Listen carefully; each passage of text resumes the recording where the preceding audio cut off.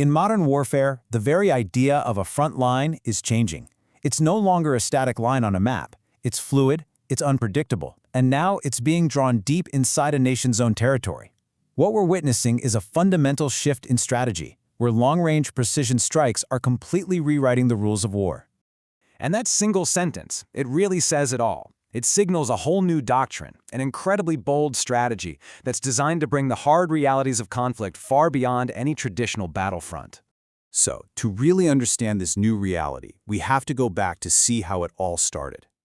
Throughout 2025, Ukraine aimed its deep strike capability with a laser-like focus on one primary, high-value target, Russia's economic engine, its energy sector.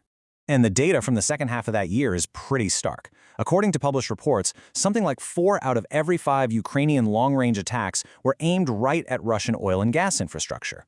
You're talking about a relentless campaign of economic warfare. So, what was the financial damage? Well, based on estimates from source reports, it was staggering. $13 billion. That's the estimated loss for Russia's oil sector in 2025 alone. That number tells you just how effective a strategy like this can be at choking off an opponent's ability to finance a war. But here's what's really fascinating about that number. The value of the oil that was actually destroyed was just a tiny fraction of the total cost. The real strategic victory was in the indirect damage, the constant disruption to production, the endless need for repairs, and the slow, grinding degradation of critical infrastructure. But 2025, that was just the prelude. The first few weeks of 2026 marked a huge turning point. The strategy wasn't just about hitting the economy anymore. It escalated into a full-blown assault on Russia's entire military and state apparatus. You see, throughout 2025, the tempo of operations was a steady, calculated pressure, averaging just over one major long-range strike per day.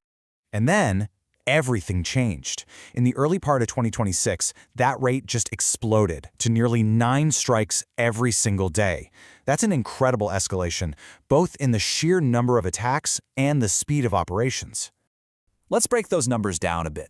The commander of Ukraine's Unmanned Systems Forces, Major Robert Brovdy, claimed that in just the first 48 days of 2026, they hit over 240 primary targets and another 188 secondary ones. I mean, that is a pace of attack we just had not seen before.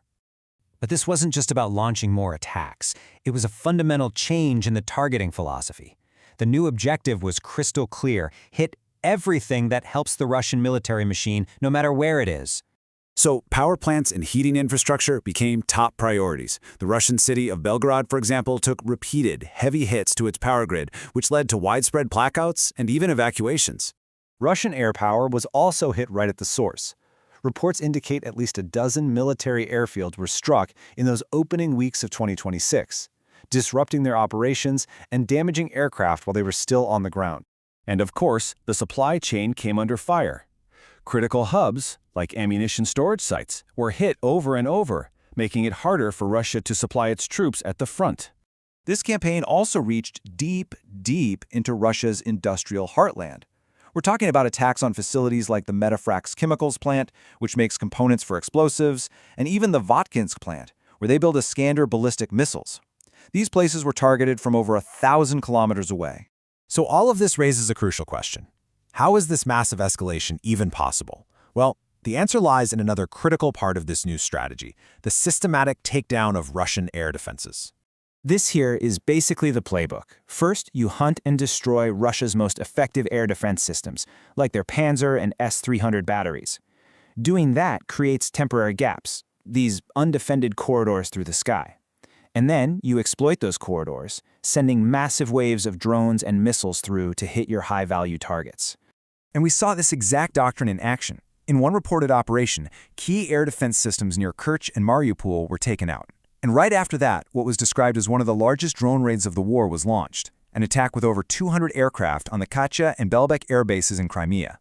The cumulative effect of this entire strategy is what some sources are calling a realm of chaos. Russia's greatest defensive strength, its massive size, its strategic depth, is now systematically being turned into a major liability. And all signs point to this campaign intensifying even more. New weapon systems are reportedly coming into service. Drones and missiles that can fly farther and hit harder. Take a system like the Flamingo drone, With a reported range of 3,000 kilometers, it puts nearly all of European Russia within striking distance. That completely changes the strategic math. Now, this powerful offensive strategy is being matched with a really efficient defense, and the economics here are fascinating. You've got Russia using attack drones that cost around $35,000 each. Meanwhile, Ukraine is reportedly developing interceptor drones that cost just a fraction of that. This creates a cost-exchange ratio that is just terrible for Russia, and it allows Ukraine to sustain its defense while continuing to launch these devastating offensive strikes. So the crucial takeaway here is that the very definition of the battlefield has been redrawn. The old distinction between the front and the rear has pretty much disappeared. And that leaves us with one final vital question. What is the ultimate strategic outcome when a nation's industrial and military heartland is no longer a sanctuary, but becomes the front line itself?